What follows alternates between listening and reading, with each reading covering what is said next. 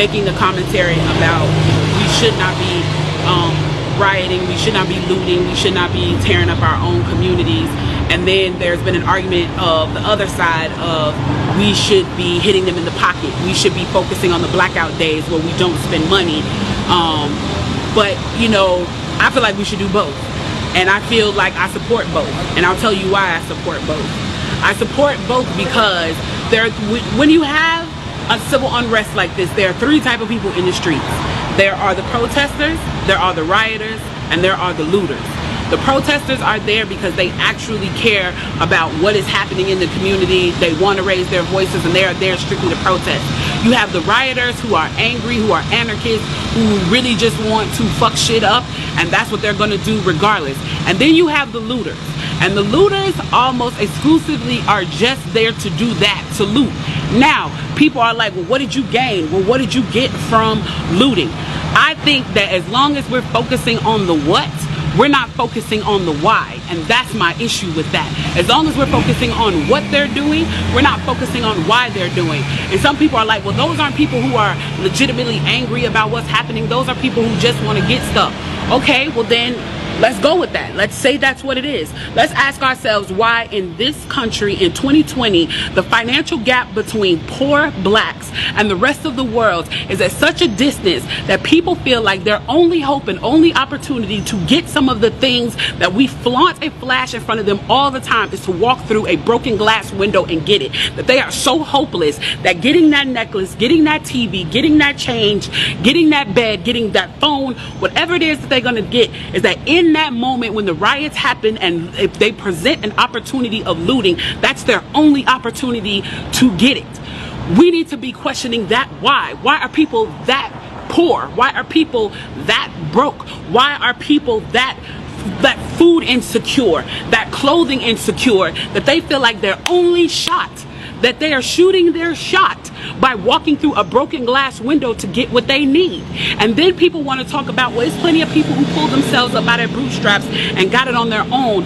Why can't they do that? Let me explain to you something about economics in America. And I'm so glad that as a child I got an opportunity to spend time at Push where they taught me this, is that we must never forget that economics was the reason that black people were brought to this country. We came to do the agricultural work in the South and the textile work in the North. Do you understand that? That's what we came to do.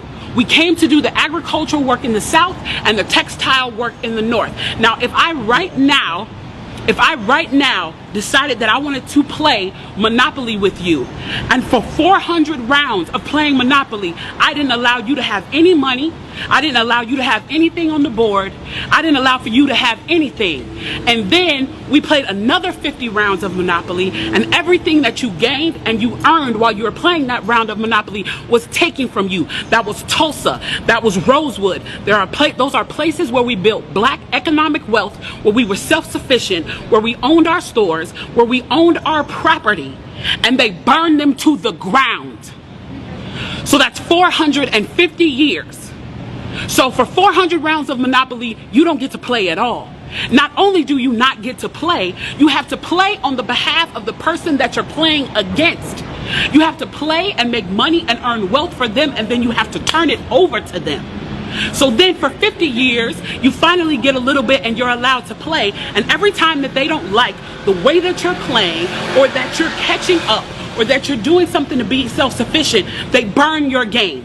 They burn your cards. They burn your Monopoly money.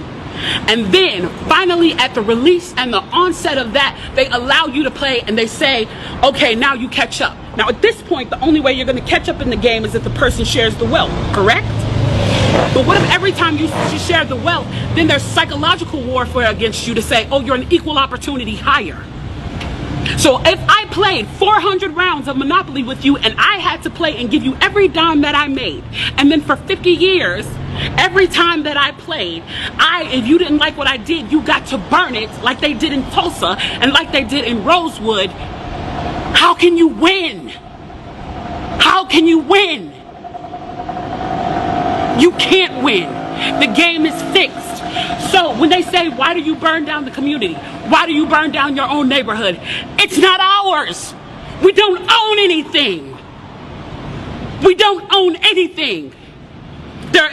Trevor Noah said it so beautifully last night. There's a social contract that we all have. That if you steal or if I steal, then the person who is the authority comes in and they fix the situation. But the person who fixes the situation is killing us. So the social contract is broken. And if the social contract is broken, why the fuck do I give a shit about burning the fucking Football Hall of Fame, about burning a fucking Target? You broke the contract when you killed us in the streets and didn't give a fuck. You broke the contract when for 400 years we played your game and built your wealth. You broke the contract when we built our wealth again on our own by our bootstraps in Tulsa and you dropped bombs on us. When we built it in Rosewood and you came in and you slaughtered us. You broke the contract, so fuck your Target. Fuck your Hall of Fame. As far as I'm concerned, they could burn this bitch to the ground. And it still wouldn't be enough. And they are lucky that what black people are looking for is equality and not revenge.